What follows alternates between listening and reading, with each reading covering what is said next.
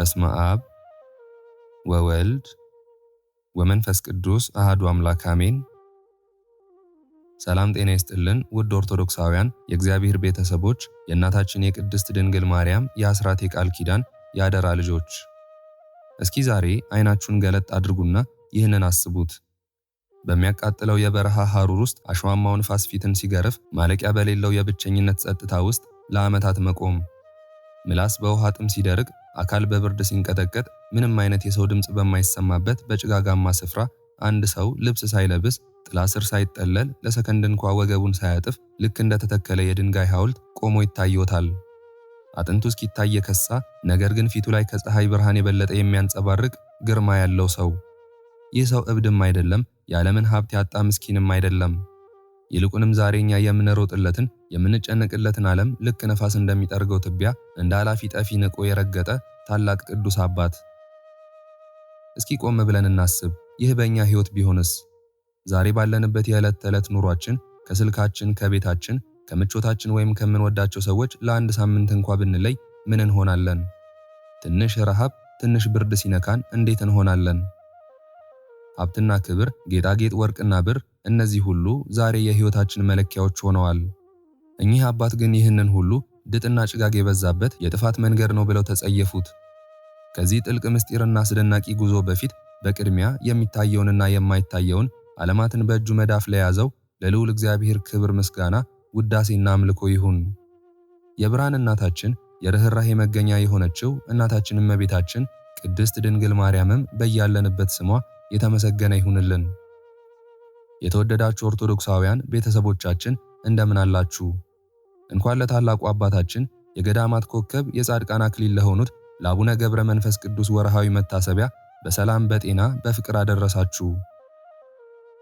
ወደ ቅድሙ ሐሳባችን እንመለስና በበረሃው መካከል እንደምሰሶ የቆሙትን እኚህን አባት አስቧቸው። እጆቻቸውን ወደ ሰማይ ዘርግተው በግንባራቸው መሬት እስኪነካ እየሰገዱ ላባቸው እንደ ውሃ ወደ መሬት ሲፈስ፣ መላእክት ይህንን ተጋድሎ እያዩ ይደነቃሉ። እርሳቸው ግን አይታክቱም፣ አይደክሙም፣ አይራቡም፣ አይጠሙም።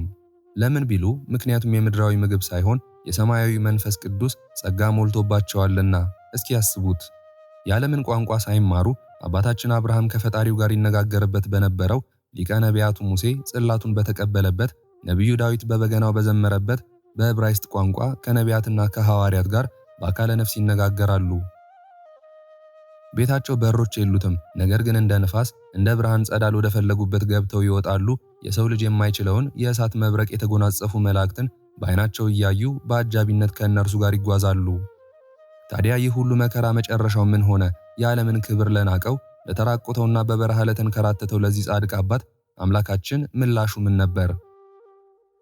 እግዚአብሔር ማንም የሰው ልጅ አይቶት የማያውቀውን ክብር አጎናጸፋቸው። ምድራዊ ልብስ ለናቁት ጸጉራቸው እንደ ልብስ እንዲሞቃቸው አደረገ። ጠረናቸው ከጥቅምት ወር ጽጌረዳ ከከርቤና ከዕጣን በላይ አውዶ እንዲሸት አደረገ። ፀሐይ እንዳትመታቸው የብርሃን ድንኳን ተተከለላቸው። የመላእክት ሰራዊትም በብርሃን ሰረገላ አነሷቸው። ምን ይህ ብቻ! በያዙት የመስቀል ጦር የጨለማውን ገዥ ሳጥናኤልን ድል ነስተው ከሲኦል ሊንገላቱ የነበሩትን ነፍሳት ማርከው አወጧቸው። አዎን፣ የናቁት ዓለም ከነገስታት በላይ የሆነ ዘላለማዊ ክብርን አሰጣቸው። ክብር፣ ኃያልነት እንዲሁም ጸጋ ማለት ይህ ነው እውነተኛው ባለጠግነት። የቻናላችን ቤተሰቦች ኦርቶዶክሳውያን ዛሬ ይዘንላችሁ የቀረብነው ይህንኑ የክብር የጽናትና የፍቅር ገድል ነው። አባታችን አቡነ ገብረ መንፈስ ቅዱስ እንወድሃለን፣ እናከብርሃለን፣ ከፍ ከፍ እናደርግሃለን። በጸሎትህና በምልጃ ከዚህ ከሚያልፈው ዓለም ጭንቀት አውጥተህ የነፍስ ሰላምን ታወርድልን ዘንድ እንለምንሃለን፣ እንማጸንሃለን። ኦርቶዶክሳውያን እያንዳንዷን ቃል በልባችሁ እያሰላሰላችሁ በጸጥታና በማስተዋል እንድታዳምጡት በእግዚአብሔር ስም እንጋብዛችኋለን። በምትሰሙበት ጊዜ ልባችሁ ያርፋል፣ ነፍሳችሁ ሰላምን ታገኛለች። በስመ አብ ወወልድ ወመንፈስ ቅዱስ አሐዱ አምላክ አሜን። ገድለ ብፁዕ ወቅዱስ አቡነ ገብረ መንፈስ ቅዱስ ኮከበ ገዳም የዕለተ ዓርብ ምዕራፍ 24። አንድ አምላክ በሆነ በአብ በወልድ በመንፈስ ቅዱስ ስም አሜን። አባታችን ገብረ መንፈስ ቅዱስ እግዚአብሔርን ባየው ጊዜ የፈለገውን ይለምነዋል፣ የወደደውን ከጌታው ጋር ይነጋገራል። አባታችን ገብረ መንፈስ ቅዱስ የሚወደው ምንድነው? የኃጥአንን ምሕረት ነው እንጂ ክብርን፣ ባለጠግነትን፣ የዓለምን ጌጥ፣ የወርቅ ጫማ የሚወድ አይደለም። ዓለምን በዓለም ውስጥ ያለውን አትውደዱ ያለውን አስቦ ዳግመኛም ዓለሙም ያልፋል፣ የእግዚአብሔርን ፈቃድ የሚያደርግ ግን ለዘላለም ይኖራል አለ። ስለዚህም ቸር ደግ የሚሆን አባታችን ገብረ መንፈስ ቅዱስም ዓለምንና በውስጧ ያለውን ሁሉ ናቀ። ነፋስ ከምድር እንደሚጠርገው ትቢያ ያደረጋት፣ ፈጥና እንደምትጠፋ ጢስ፣ ታይታ እንደምትበተን እንደ ክረምት ጉም በድንገት ክው ብላ እንደምትረግፍ አበባ አያት። ወደ እርሷም አልቀረበም፣ ሽቷ የሚያጸይፍ ነውና፣ በመንገዷም አልሄደም፣ መንገዷ ወደ ጥፋት የሚወስድ ነውና። ንዑድ ክቡር አባታችን ገብረ መንፈስ ቅዱስ የዓለምን ክፋት ያወቅህበት ጥበብህ ምን ይመስል? መንገዷ ወጣ ገባ ድጥ የበዛበት ሁለመናዋ ጭጋጋማ ነውና። የወርቅ መሰላል ያልነው ምንድነው? በጾም በጸሎት የዳዊትን መዝሙር በማንበብ ከእንባ ጋር በመስገድ በብዙ ድካም በብዙ ትጋት የሰራው የአባታችን የገብረ መንፈስ ቅዱስ የሥጋው ንጽሕና ነው እንጂ 150 የዳዊትን መዝሙር፣ 15ቱን የነቢያትን ጸሎት፣ 5ቱን የሰለሞንን ማህሌይ፣ የእመቤታችን የቅድስት ድንግል ማርያምን ውዳሴን ቅዳሴን በየሰዓቱ ከሚያደርሱ ከታወቁ ጸሎቶቹ በቀር በቀን 10 ጊዜ በሌሊት 10 ጊዜ ይጸልይ ነበር። ይህንን ሁሉ የሚጸልየው ቆሞ አይደለም፣ ላቡ ወደ ምድር እንደ ውሃ እስኪወርድ ድረስ እየሰገደ ነው እንጂ። የስግደቱ መጠንም በዳዊት ቃል ልክ ነበር። የአባታችን የገብረ መንፈስ ቅዱስን ሥራዎቹን ባሰብኩ ጊዜ ከህሊናዬ በላይ ይሆናል። እርሱ በሃይማኖት በምግባር ሥራው የበዛ ነውና ዜና ገድሉን መስማት ከወርቅ ከብር ይልቅ ይወደዳል፣ ከማር ከስኳር ይልቅም ይጥማል። በእውነት አባታችን ደግ አገልጋይ ነው። መክሊቱን ለማብዛት ሄደ። እስከ ሰማይ የሚደርስ የሃይማኖት መሰላልን የሰራ በእውነት የእግዚአብሔር ወዳጅ ነው። ከእግዚአብሔር ጋር እየተፎካከሩ በጥበባቸው ወደ ሰማይ ይወጡ ዘንድ በሰናዖር ሜዳ ግንብ እንደገነቡ ሁሉ ምድራዊ ግንብን የገነባ አይደለም። ሐሳባቸው ከንቱ መሆኑን አውቆ የግንቡ ቁመት 5443 ሜትር እስኪሆን ድረስ ይሰሩ ዘንድ ተዋቸው። ከዚህ በኋላ እግዚአብሔር ቋንቋቸው እንደበላለቀባቸው የሚያደርጉትን አጡ፣ ይፈርስ ዘንድ ተዉት። በነፋስ ፊት እንዳለ ትቢያ ያደረገው። ያን ጊዜ የተደበላለቀውን ቋንቋ መንፈስ ቅዱስ በወረደላቸው ጊዜ ሐዋርያት አወቁት። እንደዚሁም አባታችን ገብረ መንፈስ ቅዱስም የዓለምን ሁሉ ቋንቋ አወቀ። እርሱ እንደ ሐዋርያት መንፈስ ቅዱስ አድሮበታልና ከእነርሱም በምን አላነሰም። የዕብራይስጥ ቋንቋ ከተደበላለቀው ቋንቋ አይደለም፣ ባለሟሉ መልአክ በዕብራይስጥ ቋንቋ ይናገር ዘንድ ለአብርሃም አስተማረው እንጂ። አብርሃም መናገር በተሳነው ጊዜ በፊቱ እፍ አለበት። አብርሃምም ቀድሞ ከአባቶቹ በማያውቀው ቋንቋ ይናገር ጀመር፣ ልጆቹም ተማሩት። በሰናዖር ግንብ የተደበላለቀው የዓለም ቋንቋ ግን በሕዝብ ብቻ ቀረ። አብርሃም በዕብራይስጥ ቋንቋ የተጻፈ መጻሕፍትን ተማረ፣ ባለሟሉ መልአክ ያዕቆብንም አስተማረው። በሰባቱ ሰሌዳ መጻሕፍትን ጽፎ ሰጠው፣ በውስጣቸው ያሉ ምስጢራትን ተማረ። እግዚአብሔር ለሙሴ በከበሩ እጆቹ በዕብራይስጥ ቋንቋ የተጻፉ 10ቱ ትእዛዛትን ሰጠው። ለእስራኤል ልጆችም እግዚአብሔር በዕብራይስጥ ቋንቋ ተናገራቸው። ዳዊትም በዕብራይስጥ ቋንቋ በበገና አመሰገነ። የእስራኤል ነቢያት የይሁዳም ነቢያት በዕብራይስጥ ቋንቋ ትንቢት ተናገሩ። በጭፍሮች አለቃ ናቡዘርዳንና በንጉሥ ናቡከደነጾር እጅ የተማረኩ ነቢያትም በዕብራይስጥ ቋንቋ ትንቢትን ተናገሩ። ንጉሥ ሰልምናሶር የማረካቸው የፋርስ ምርኮኞች ነቢያትም በዕብራይስጥ ቋንቋ ትንቢትን ተናገሩ። ጌታችንም ከእመቤታችን ተወልዶ በዕብራይስጥ ቋንቋ ተናገረ። ሐዋርያትም መንፈስ ቅዱስ በወረደላቸው ጊዜ በዕብራይስጥ ቋንቋ ተናገሩ። ይህ ንዑድ ክቡር የሚሆን አባታችን ገብረ መንፈስ ቅዱስም በዕብራይስጥ ቋንቋ ከነቢያት ከሐዋርያት ጋር ተነጋገረ፣ እርሱ ዘመዳቸው ነውና። ለአብርሃም ባለሟሉ መልአክ እንዳስተማረው አባታችንንም አስተማረው። እርሱ የመላእክት ወዳጅ ነውና ሰው ሁሉ በወገኖቹ በዘመዶቹ ቋንቋ ይናገራል። አባታችን ገብረ መንፈስ ቅዱስንም አንተ ዘመዳችን ነህ ይሉታል። ስለ ሥጋው ንጽሕና፣ ስለ ገድሉ ብዛት፣ በሃይማኖት በምግባር እንደነሱ የጸና ስለሆነ ፈጽመው ይወዱታል። ከነቢያት ጋር ይነጋገራል ማለቱ በአካለ ሥጋ የሚታይ አይደለም፣ የኖሩበት ዘመን ይለያያልና። በብርሃን ቤቶች ከእነርሱ ጋር ሆኖ በአካለ ነፍስ ይነጋገራል እንጂ። ነቢዩ ኢሳይያስ አሸናፊ እግዚአብሔር ዘር ባያስቀርልን ኖሮ እንደ ሶዶም በሆን ገሞራንም በመሰልን ነበር ያለውን አልሰማህምን? ምዕራፍ 25 አባታችን ገብረ መንፈስ ቅዱስም እግዚአብሔር በሁለት ወገን በዕብራይስጥ ቋንቋ በጽላት ጽፎ ለነቢያት አለቃ ለሙሴ የሰጠውን ሕግ አወቀ ተረዳ። ነቢዩ ዳዊትም አባታችን ገብረ መንፈስ ቅዱስን ባየ ጊዜ መሰንቆውን አስማምቶ ጻድቅ ግን እንደ ዘንባባ ያፈራል፣ እንደ ሊባኖስ ዝግባ ይበዛል እያለ ዘመረ፣ አመሰገነ። አባታችንም የዳዊትን ምስጋና ሰምቶ ደስ ይለዋል። የዳዊትን መዝሙር ዘወትር ያነባል፣ ስንፍና ድካም የለበትምና። እንደ መላእክት ያለ እረፍት ይተጋል። ነቢያት፣ ሐዋርያት ወዳሉበት ቤት ለመግባት አያወላውልም። በዕብራይስጥ ቋንቋም ይናገራል፣ ወገናቸው ነውና እያንዳንዱ ሰው ሁሉ በተወለደበት ሀገር ቋንቋ ይናገራልና። ይህም አባታችን ገብረ መንፈስ ቅዱስ ወገናቸው ነውና ጰራቅሊጦስ መንፈስ ቅዱስ በሰናዖር ምድር በዓለም ሙሉ የተበተነውን ቋንቋ ለሐዋርያት ገለጸላቸው፣ ያስተምሩም ዘንድ ወደ ዓለም ዳርቻ ላካቸው። እንደዚሁም እግዚአብሔር አባታችን ገብረ መንፈስ ቅዱስን ወደ ዓለሙ ዳርቻ ሁሉ ላከው፣ በሀገሩ ሁሉ ቋንቋ እንዲናገርም አደረገው። በተራራ በገዳማት በዋሻ በፍርኩታ በገደልና በጉድጓድ ያሉትን ሁሉ ይጎበኛቸው ዘንድ ወደ ተመረጡ መነኮሳት ሂድ ብሎ አዘዘው። ሲሄድም እንደ አንድ ሰው አይደለም፣ እንደ መላእክት ነው እንጂ። በበር የሚገባ አይደለም፣ በጎኑም በጣሪያውም ሳይከፍት ይገባል እንጂ። አወጣጡ እንደ መንፈስ ቅዱስ ነውና አካሄዱም እንደ መላእክት ነውና ከጨለማ ቦታ በገባ ጊዜ እንደ መብራት ያበራል። የሚያበራው እርሱ አይደለም፣ በእርሱ ላይ ያደረ የእግዚአብሔር ጸጋ ነው እንጂ። የሚሰራውም እንደ ሰው አይደለም፣ እንደ እግዚአብሔር ልጅ እንደ ኢየሱስ ክርስቶስ ነው እንጂ። በወንጌል በመሸ ጊዜ ደቀ መዛሙርቱ አይሁድን ስለፈሩ ተሰብስበው የነበሩበት ቤት ደጁ ተቆልፎ ሳለ ጌታችን ኢየሱስ ክርስቶስ መጥቶ በመካከላቸው ቆመና ሰላም ለእናንተ ይሁን አላቸው ተብሎ እንደተነገረ፣ አባታችን ገብረ መንፈስ ቅዱስም ወደ ወደደው ቦታ ይገባል። እንግዲህስ ወዲህ እናንተ ከቅዱሳን ጋር ባላጋሮችና የእግዚአብሔር ቤተሰቦች እንጂ እንግዶችና መጻተኞች አይደላችሁም።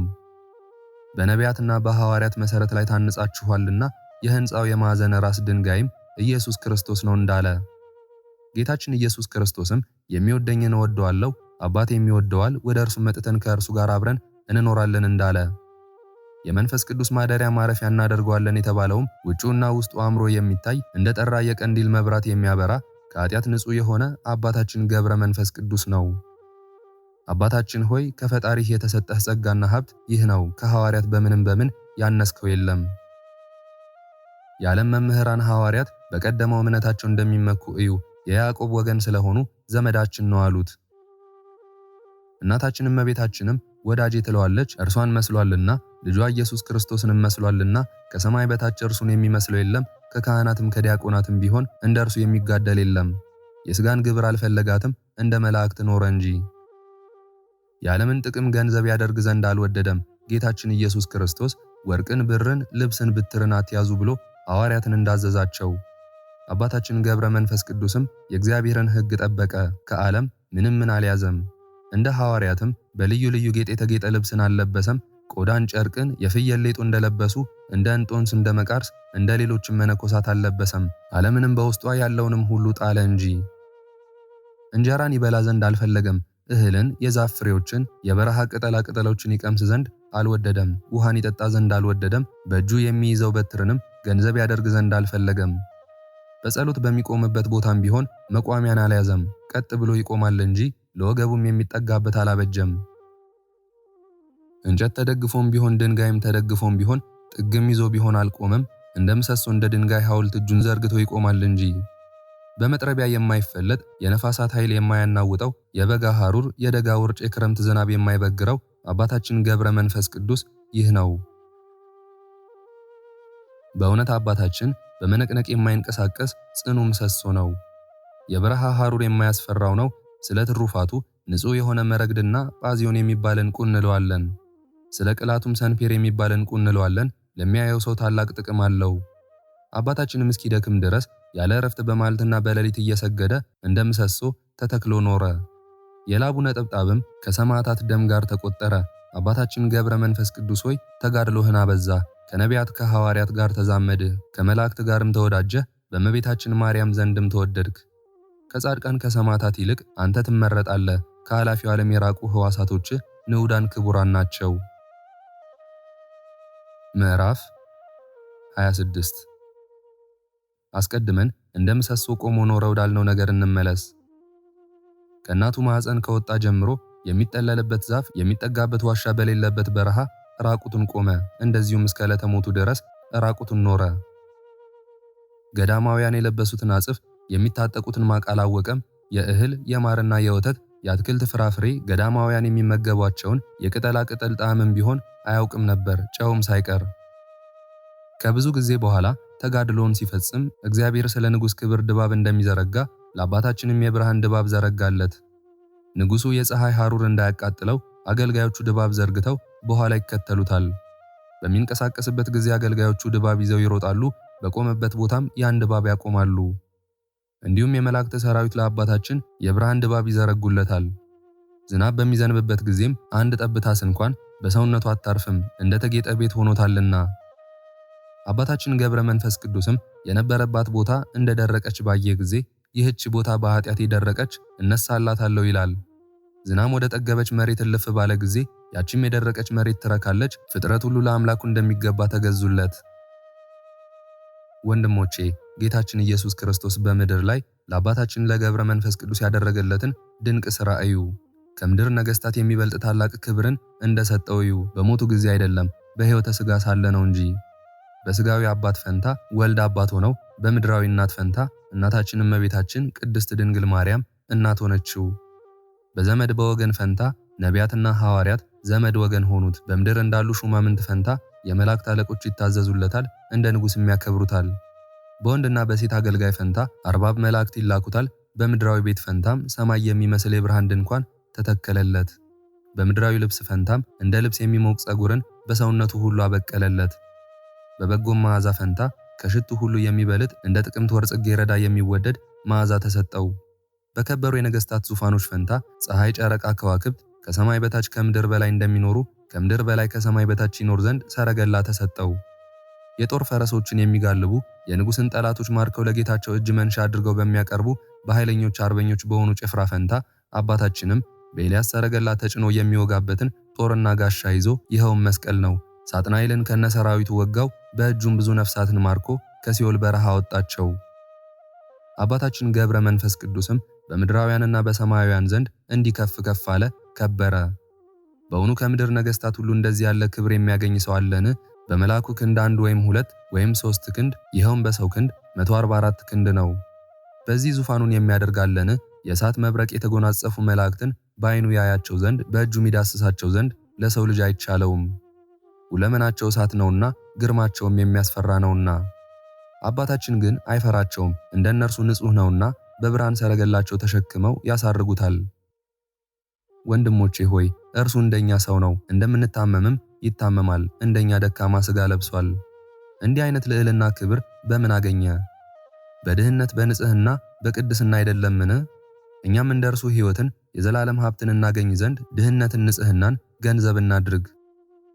የጌታችን ወንድም ያዕቆብ ባለጠጎችን ሲከሳቸው አሁንም እናንተ ባለጸጎች ኑ ስለምትመጣባችሁ መከራም ዋይ ዋይ እያላችሁ አልቅሱ። እህላችሁ ነቅዟል፣ ልብሳችሁም በብል ተበልቷል፣ ወርቃችሁና ብራችሁም ዝጓል፣ ዝገቱም ምስክር ይሆንባችኋል፣ ሥጋችሁንም እንደ እሳት ይበላል ብሎ እንደተናገረ። ስለዚህም አባታችን ገብረ መንፈስ ቅዱስ ከዚህ ዓለም ባለጠግነት ሸሸ፣ ራቀ። በእውነት ባለጸጋ ስለ ጉስቁልናው ያለቅሳል፣ ተድላ ደስታውን በምድር ላይ ፈጽሟልና። ነቢዩ ኢሳይያስ ብሩ እሳት ሆኖ ይበላዋል እንዳለ ከነገሥታት ከመኳንንት እንዲህ ያለ ባለጠግነት አያችሁን? ባለጠግነታቸው ጠፊ አላፊ ነውና። የአባታችን ግን ባለጠግነቱ ክብሩ የማያልፍ ነው። ነቢዩ ዳዊት ከራስ እስከ ጺም እንደሚፈስ እንደ አሮን ጺም በልብሱ መደረቢያም እንደሚወርድ ሽቱ ነው እንዳለ። በእውነት የአባታችን ገብረ መንፈስ ቅዱስም ጺም እንደ አሮን ጺም ረጅም ነው። የፊቱም ቅላት እንደ ሮማን ሽቱም ያልነው የክህነቱ ክብር ነው። ማርያም እንተ እፍረት በጌታችን በኢየሱስ ክርስቶስ ላይ እንዳፈሰሰችው ሽቱ ነው። ከፊቱም ብርሃን ይወጣ ነበር፣ በጽዮን ተራሮች ላይ እንደሚወርድ ጠል፣ እንዲሁም አባታችን ከጺሙ እስከ እግሩ ድረስ ይወርዳል። የአባታችን የመዓዛው ሽታ እንዲሁ ነው፣ መምጣቱም ሳያዩት በመዓዛው ከሩቅ ይታወቃል። ምዕራፍ 27። ከዚህ በኋላ እግዚአብሔር አባታችን ገብረ መንፈስ ቅዱስን መጋቢት 27 ቀን ወደ ቤተ ክርስቲያን ሄዶ ሥጋውን ደሙን ያዘጋጅ ዘንድ አዘዘው። ለእስራኤል ልጆች በግብፅ ምድር የተሰራ ሕግን ይፈጽም ዘንድ የፋሲካውን በግ በማረድ ሐሙስ ማታ እንዳደረገው የሞቱን መታሰቢያ ያደርግ ዘንድ አዘዘው። በማግስቱም እርሱ ራሱ የፋሲካ በግ ሆነ፣ በአይሁድ እጅ መሥዋዕት ሆነ። ጳውሎስ እናንተም ሥጋውን ደሙን በመቀበል ለአዲስ ብሆ ትሆኑ ዘንድ አሮጌውን እርሾ አስወግዱ እንዳለ በኦሪት መሥዋዕትና በወንጌል መሥዋዕት መካከል ልዩነት እንዳለ ለማጠየቅ ቤተ ክርስቲያንን አጫት። ጌታ ደቀ መዛሙርቱን ይህን ኅብስት ስትበሉ ይህን ጽዋ ስትጠጡ የሞቴን መታሰቢያ አድርጉ አላቸው። እንደዚሁም አባታችን ገብረ መንፈስ ቅዱስን ከሌሎች ስውራን ቅዱሳን ጋር ሥጋውን ደሙን ያዘጋጅ ዘንድ አዘዘው። ከዚህ በኋላ አባታችን ገብረ መንፈስ ቅዱስ ጌታችን እንዳዘዘው ከሁለቱ ቅዱሳን ጋር ተነስቶ ሄደ። የአንዱ ስሙ ፍሬ ቅዱስ፣ የሁለተኛውም ስሙ ዘራ ብሩክ ይባላል። ሦስቱም አባታችን ወደሚወደው ወደ አባ ዮሐንስ ገዳማዊ ደረሱ። ከዚህ በፊት የመጠያየቅ ልማድ ነበራቸውና። ገዳማዊ አባ ዮሐንስም አባታችን ገብረ መንፈስ ቅዱስን ባየው ጊዜ ፈጽሞ ተደሰተ። አባታችንንም ወደ እኔ መምጣትህ በደህና ነውን ብሎ የከበረች ሰላምታ ሰጠው። አባታችንም አባ ዮሐንስን ለምን ሥራ ፈት ሆነህ ቆመሃል? በውስጧ ሥርዓተ ቁርባንን እንፈጽም ዘንድ ወደ ቤተ ክርስቲያን እንሂድ፣ እግዚአብሔር አዞናልና አለው። ገዳማዊ አባ ዮሐንስም አባታችንን አባቴ ሆይ የሀገሩ ሰዎች ባዩኝ ጊዜ ይዘባበቱብኛል። እርሱ የገዳም ሰው ሲሆን በጾም ወራት ከበዓቱ ለምን ወጣ ይሉኛል። በእኔ ምክንያት ይሰነካከሉብኛል። በዚያ ቦታ የዓለም ሰዎች ይኖራሉና ለመግባትም መጨናነቅ ይሆናልና የንጉሡ መናገሻ ከተማ ናትና አለው። ስለዚህም ገዳማዊ አባ ዮሐንስ ወደዚያ መሄድን ፈራ። አባታችን ገብረ መንፈስ ቅዱስም አባ ዮሐንስን በቀኝ በኩል ባለው መንገድ ወርደ ፈጥነ ግባ፣ ሰዎች እንዳያዩህ እግዚአብሔር ይሰውርሃል አለው። አባ ዮሐንስም የአባታችንን ነገር በሰማ ጊዜ ፈጥኖ ወረደ እንጂ አልተጠራጠረም። አባታችንም እንደነገረው በዚያ ብዙ ሰዎች ተሰብስበው ሳለ ያየው ሰው አልነበረም። ሳያዩት ገባ። ገብቶም አባታችን ገብረ መንፈስ ቅዱስን፣ ፍሬ ቅዱስን፣ ዘራ ብሩክን እዚያ ያገኛቸው። በሰው እጅ የተሰራ የምድራዊት ቤተ ክርስቲያን መገልገያ መብራቶቿ፣ ሰረገላዋ፣ ስራዋ ከመሬት እስከ ጣራ ድረስ ያለው ማዕዘኖቿ፣ ምሰሶቿ፣ የቀደመው ስራዋ ሁሉ ተነሳ። ጨለማ ተወገደ። በምድር ላይ የሚመስለው የሌለ የብርሃን ድንኳን ተተከለ። በቅዳሴ ጊዜ የሚገባ የወርቅ ጻሕል፣ የወርቅ ጽዋ፣ የወርቅ ዕርፈ መስቀል፣ ማህፈድ፣ ለቁርባን ሥርዓት የሚገባው ሁሉ ከሰማይ ወረደ። ምንም የቀረ የለም። በሐር ፈትል የተሸለመ በወርቅ ሐር የታሸበ እንደ ሮማን ወርቅ ያለ መጋረጃ ተጋረደ። መልኩ እንደ ምድራዊ ወርቅ አይደለም፣ ለዓይን የማይታይ በእጅ የማይዳሰስ ነው እንጂ። መልኩ የሚያስደንቅ፣ ሥራው የሚያንጸባርቅ ነው። ዳግመኛም ለቅዳሴ የሚሆን ልብሰ ተክህኖ ወረደ። ዳግመኛም በወርቅ መሶብ ከአውሎጊያ ጋር የሕይወት ኅብስት ወረደ፣ ወይንም በጽዋ ሞልቶ ወረደ። ጌታችን ኢየሱስ ክርስቶስ በእናቱ ስም በሦስት ድንጋዮች ቤተ ክርስቲያን ሰርቶ ከፈጸመ በኋላ ከደቀ መዛሙርቱ ጋር እንደቀደሰ አባታችን ገብረ መንፈስ ቅዱስም ሥርዓቱ ሁሉ ከተፈጸመ በኋላ ለቅዳሴ ተሰየመ። ጌታችን ኢየሱስ ክርስቶስ ያን ጊዜ ልብሰ ተክህኖን እንደለበሰ አባታችን ገብረ መንፈስ ቅዱስም ልብሰ ተክህኖን ለብሶ የዓለምን ሁሉ ኃጢአት የሚያስተሰርይ በግ ክርስቶስን ለመሰዋት ተዘጋጀ። ፍሬ ቅዱስም ይራዳው ነበር። ዘራ ብሩክም በዲቁና ያገለግል ነበር። አባታችን ገብረ መንፈስ ቅዱስም ይህ ሁሉ በተዘጋጀ ጊዜ በእግረ ሕሊና ተመላለሰ። የዚህን ዓለም ሥራ ለማከናወን በሚሮጥ በእግረ ሥጋ አይደለም። ንጹሐት ክቡራት በሆኑ እጆቹ ሥጋውን ለመዳሰስ ቀረበ። ኃጢአት በሚሰሩ እጆቹ አይደለም፣ ክቡር ሥጋውን በሚፈትቱ ንጹሐት ክቡራት በሚሆኑ እጆቹ ነው እንጂ። የእናቱን ቤት የተባለች ቤተ ክርስቲያን ይህችውም ከሰማይ የወረደች አዲሲቱ ኢየሩሳሌም ናት። በመሠዊያው ላይ አኖረ። በግ ወልደ እግዚአብሔር የሚሰዋበትን አዘጋጀ። በእጁም በያዘው ጊዜ የክርስቶስ ሥጋ ሆነ። ኪሩቤልን በመሠዊያው ዙሪያ መብራት በሚበራበት ክንፋቸውን እያርገበገቡ ቆሙ። እርሷ በምድር ያለች የመላእክት ሰረገላ ናትና፣ እርሱ በሰማይ ያለ የመላእክት ሰረገላ እንደሆነ እግዚአብሔር ከሰረገላው ጋር በሰማይ እንዳለ በዚህም አለና። ምዕራፍ 28 ወደ ሥርዓተ ቅዳሴው እንመለስ። ንዑዳት ክቡራት በሆኑ እጆቹ ሥጋውን ደሙን ለማክበር ተዘጋጀ። ዓለምን ሁሉ በእጁ የያዘ እግዚአብሔር አብ ብሩክ ነው፣ አሜን። ተቀዳሚ ተከታይ የሌለው ጌታችን መድኃኒታችን ኢየሱስ ክርስቶስም ብሩክ ነው፣ አሜን። ጰራቅሊጦስ መንፈስ ቅዱስም ብሩክ ነው፣ አሜን አለ። ከዚህ በኋላ የጳውሎስን የጴጥሮስን መልእክት የሐዋርያትን ሥራ ነበቡ። ከዚህ በኋላ አባታችንም የዮሐንስን ወንጌል ከሰማይ የወረደ የሕይወት እንጀራ እኔ ነኝ የሚለውን በወልድ ያመነ የዘላለም ሕይወት አለው እስከሚለው ድረስ አነበበ። ያነበበውም በምድራዊ መጽሐፍ አይደለም፣ ከሰማይ በወረደለት መጽሐፍ ነው እንጂ። በዚያች ሰዓት ታላቅ ግርማ ሆነ። የበግ ክርስቶስን መሥዋዕት ያዩ ዘንድ መላእክት ወርደዋልና የክብር ባለቤት ይህ ማን ነው? በወዳጁ በአባታችን በገብረ መንፈስ ቅዱስ እጅ የተሰዋው በግ ክርስቶስ ነው እንጂ። ቀንዶቹ በዕፀ ሳቤቅ ተይዘው የታየ ይስሐቅን የተቤዠው በግ ይህ ነው።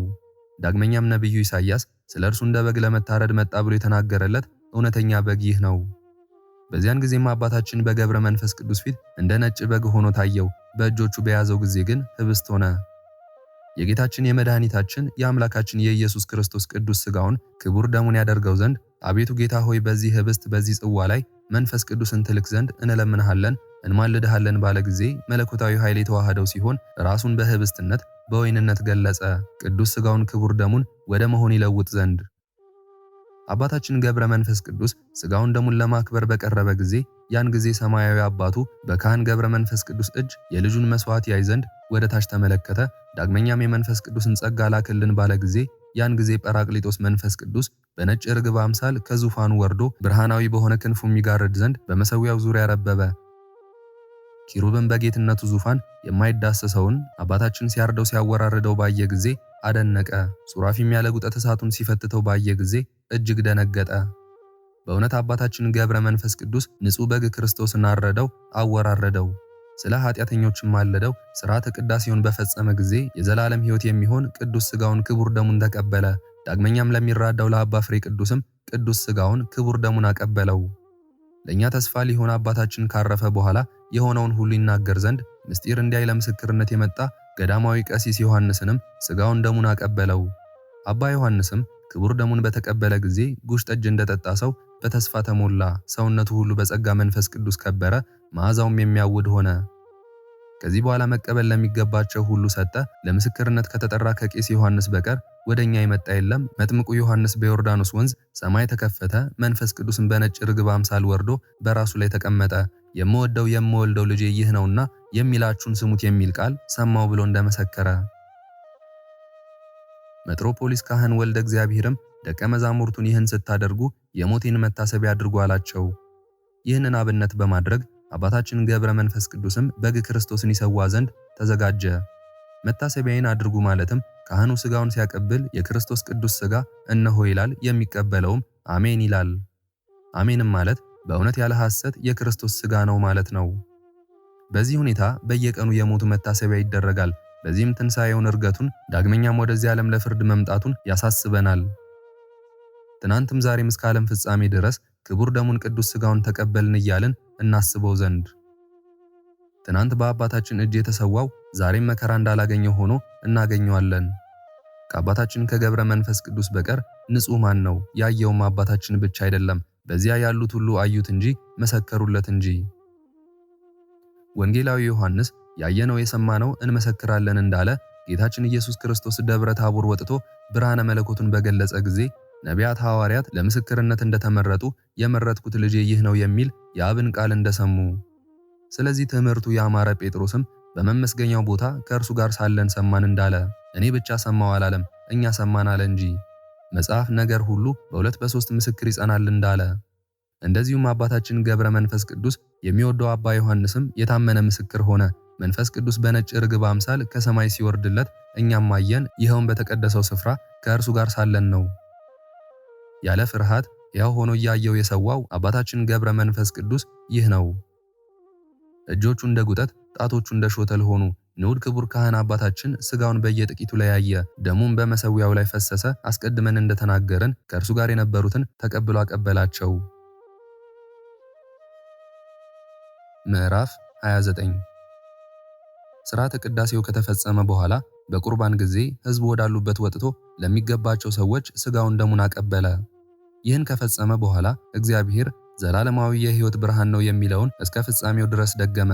መልከ ጸዲቅ በሐዲስ ኪዳን መሥዋዕት አምሳል ኅብስቱን ወይኑን ከሰጠው በኋላ አብርሃምም እንደባረከው አባታችንም ባረካቸው።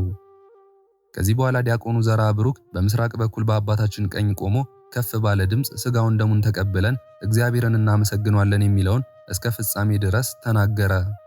ስለዚህም በትሑት ቃል አንደበቴ እግዚአብሔርን ምስጋና ይናገራል፣ ሥጋዊ ደማዊ ፍጥረት ሁሉ ቅዱስ ስሙን በዚህም ዓለም ያመሰግናሉ አለ።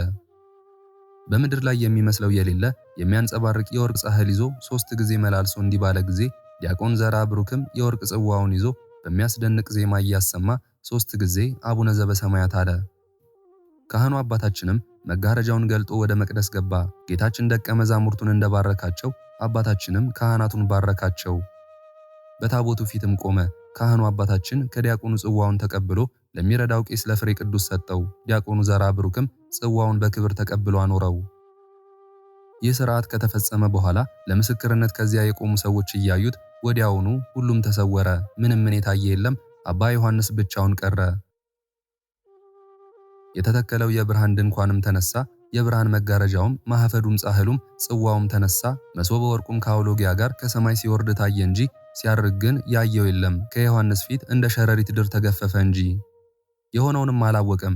ጥቂት እልፍ ብሎ ዲያቆን ዘራብሩክ ልብን ደስ የሚያሰኝ መዓዛው ድንቅ የሆነ መልኩ እንደ በረዶ እንደ ድንብላል ነጭ የሆነ አውሎጊያ በእጁ ይዞ አየ። አባታችን ገብረ መንፈስ ቅዱስ የሚወደው አባ ዮሐንስን ባየው ጊዜ እቀበለው ዘንድ በእጅ ካለው አውሎጊያ አትሰጠኝምን አለው። ዲያቆን ዘራብሩክም አባ ዮሐንስ እቀበለው ዘንድ ስጠኝ ስላለው ፈገግ አለ።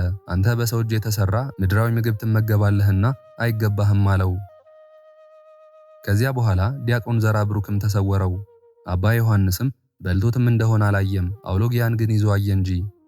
አባ ዮሐንስም የቤተ ክርስቲያን ሥርዓቷ ወደ ቀድሞ ሥርዓቷ እንደተመለሰ ባየ ጊዜ አባታችን ገብረ መንፈስ ቅዱስ እንደወጣ አውቆ እርሱም ሰው ሳያየው ወጣ። ከዚያም ጥቂት እንደሄደ ወደ በዓቱ ሲደርስ ፈጽሞ መሽቶ ነበር። ዳግመኛም አባታችን ገብረ መንፈስ ቅዱስን አብረውት ከቀደሱት ከአባ ፍሬ ቅዱስና ከዘራብሩክ ጋር በመንገድ አየው። ስላያቸውም ደስ አለው። አባቶቼ ወዴት ትሄዳላችሁ? ከማንስ ቤት ታድራላችሁ? አላቸው። እገሌ በተባለው ደብር እናድራለን አሉት፣ እግዚአብሔር አዞናልና። አባ ዮሐንስም ነገራቸውን ሰምቶ አደነቀ። እነርሱም አድንቀው ተሰወሩት። ከእናቱ ማኅፀን ጀምሮ በተመረጠው በአባታችን ገብረ መንፈስ ቅዱስ እጅ የእግዚአብሔርን ጸጋ ስላገኘ እያደነቀ ወደ በዓቱ ገባ። በእውነት ክህነቱ ያማረ ካህን ነው፣ በሥጋውም ኃጢአት የለበትም። እርሱን ያዩ ዓይኖች ንዑዳን ክቡራን ናቸው። እርሱን የሳሙ ከንፈሮች ንዑዳን ክቡራን ናቸው። ትምህርቱን የሰሙ ጆሮዎችም ንዑዳን ክቡራን ናቸው። መዓዛው ልዩ ልዩ የሆነ ርሄ ከሚባል ሽቱ ይልቅ የሚወደድ መዓዛውን ያሸተቱ አፍንጮች ንዑዳት ክቡራት ናቸው። ከእርሱ ጋር የተነጋገረ አፍ ንዑድ ክቡር ነው። እርሱን የዳሰሱ እጆች ንዑዳት ክቡራን ናቸው። በእርሱ የተባረኩ ጣቶችም ንዑዳት ክቡራን ናቸው። ከእርሱ ጋር የተመላለሱ እግሮችም ንዑዳት ክቡራት ናቸው። በእጁ ቅዱስ ሥጋውን ክቡር ደሙን የተቀበሉ ከንፈሮችም ንዑዳት ክቡራን ናቸው። በእጁ የፈተተውን ህብስት ያላመጡ ጥርሶችም ንዑዳት ክቡራን ናቸው። ከእርሱ ጋር የተነጋገሩ ልሳኖች ንዑዳት ክቡራት ናቸው። ምስጋናውን የተናገረ ገድሉን የጻፈ ያጻፈ ንዑድ ክቡር ነው። ከእርሱ በኋላ ከእርሱ በፊት የነበሩ ነቢያት፣ ሐዋርያት፣ መምህራን እንደበሉ ምድራዊ እንጀራን የበላ አይደለም። በዓይኖቹ ሕያው ሆኖ እያየ በእጆቹ አከናውኖ ሕይወት የሚሆን የእግዚአብሔር ልጅ ሥጋውን በላ እንጂ። ነቢያት የተመገቡት ህብስት ግን የሥጋ ምግብ ነው። መልአኩ ለነቢዩ ኤልያስ ህብስተ መና እንደሰጠው በዚህም ህብስት ኃይል 40 ቀን 40 ሌሊት እንደተጓዘ፣ ለዕዝራ ሱቱኤልም መልአኩ ኡራኤልን ጥበብን የሚገልጽ የእሳትን ጽዋ ባጠጣው ጊዜ በዚህ እህል ሳይበላ ውሃ ሳይጠጣ መጻሕፍትን እያሰባሰበ 40 ቀንና 40 ሌሊት እንደቆየ አልሰማህምን? ጌታችንም በሰርግ ቤት በ6 ጋኖች ውሃ ሞልቶ ወደ ወይን ለወጠው። የቀመሱትም ሰዎች እስኪያደንቁም ድረስ ጣፋጭ ሆነ። ይህም እግዚአብሔር በሥጋ አሰራር የሰራው አይደለም፣ በመንፈስ ሥራ ነው እንጂ። አዲስ ወይን ጣፋጭ ስለሆነ ከጥጋብም በኋላ ይጠጡታል። ይህ አባታችን ገብረ መንፈስ ቅዱስ ግን ለጥጋብ እንደተቀዳ እንደ ቃና ወይን አይደለም። ነቢዩ ዳዊት ስለዚህ ደም ጽዋ በእግዚአብሔር እጅ ነውና ያልተቀላቀለ የወይን ጠጅ ሞላበት፣ ከዚህ ወደዚህ ያገላበጠው፣ ነገር ግን አተላው አልፈሰሰም፣ የምድር ኃጢአተኞችም ሁሉ ይጠጡታል።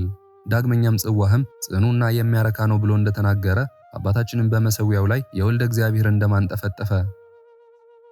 ዳግመኛም ነቢዩ ዳዊት የሚያስደነግጥ ወይንን አጠጣህን አለ። የሚያስደነግጥ ወይን ምንድን ነው? ሐራዊ ለንጊኖስ በጦር በወጋው ጊዜ ከቀኝ ጎኑ የፈሰሰ የክርስቶስ ደም ነው እንጂ። ለሚያየው ሰው ዓይኑ የከፋ በኃይለኛ ነጸብራቅ እንደሚወረወር መብረቅ ሰይጣንን ያስደነገጠው በእውነት የሚያስደነግጥ ወይን ነው። ንጹሕ ካህን አባታችን ገብረ መንፈስ ቅዱስ የቀዳው ወይን ለተጠሙ ሰዎች መጠጥ የሚሆን በእውነት የሚያረካ ወይን ነው። የአባታችን ገብረ መንፈስ ቅዱስ ጸሎትና በረከቱ በእኛ በልጆቹና በመላ ሕዝበ ክርስቲያን ላይ ለዘላለሙ ጸንቶ ይኑር፣ አሜን። ተአምረ አቡነ ገብረ መንፈስ ቅዱስ። አባታችን አቡነ ገብረ መንፈስ ቅዱስ ያደረገው ተአምር ይህ ነው። ጸሎት በረከቱ በሀገራችን በኢትዮጵያ ለዘላለሙ ጸንቶ ይኑር፣ አሜን። ከአንዲት ላም በቀር ከዚህ ዓለም ሀብት ምንም የሌላት አንዲት ሴት ነበረች። ወተቱን እየጠጣች ቅቤውን ሸጣ የአባታችን የገብረ መንፈስ ቅዱስን መታሰቢያ ከማኅበርተኞቿ ጋር ታደርግ ነበር። በየወሩም ታከብረው ነበር። በጸሎቱም ትተማመን ነበር። የዚያች ድሃ ሴት ተራዋ በደረሰ ጊዜ እህል ፈለገች፣ የሚያበድራትም አጣች። የሚያበድራትም ባጣች ጊዜ ፈጽማ አዘነች። ማኅበርተኞቿን ወደ ቤቷ ካስገባቻቸው በኋላ እሳት አነደደች። ያችን አንዲት ላም አርደው ይበሉ ዘንድም ሰጠቻቸው። ያን ጊዜ ማኅበርተኞቿ አርደው ሥጋዋን በሉ። ጥጃዋ ከቤት ውስጥ ብቻዋን ቀረች።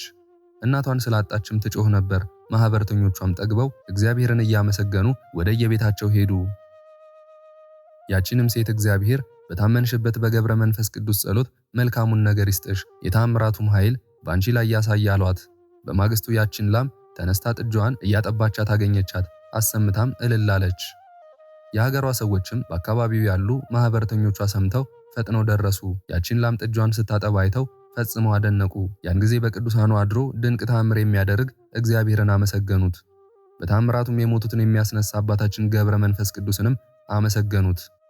ሐዋርያው ቅዱስ ጳውሎስ ለሚያምን ሰው ሁሉ ይቻላል፣ ዳግመኛም ጻድቅ በእምነት ይኖራል ያለው በዚህች ሴት ተፈጸመ። ዳግመኛ ነቢዩ ዳዊት እግዚአብሔርን የሚፈልጉ ሁሉ ከመልካም ነገር አይቸገሩም ያለውም በዚህች ሴት ተፈጸመ። ይህን ተአምር ያዩት የሰሙት ሁሉ ፈጽመው አደነቁ፣ ጽቡዕ ልዑል የሚሆን እግዚአብሔርንም አመሰገኑት። አባታችን ገብረ መንፈስ ቅዱስንም እውነት የሞቱትን የሚያስነሳ ታላቅ ጻድቅ ነው አሉት። የአባታችን ጸሎትና በረከቱ በአገራችን በኢትዮጵያ ለዘላለሙ ጸንቶ ይኑር አሜን።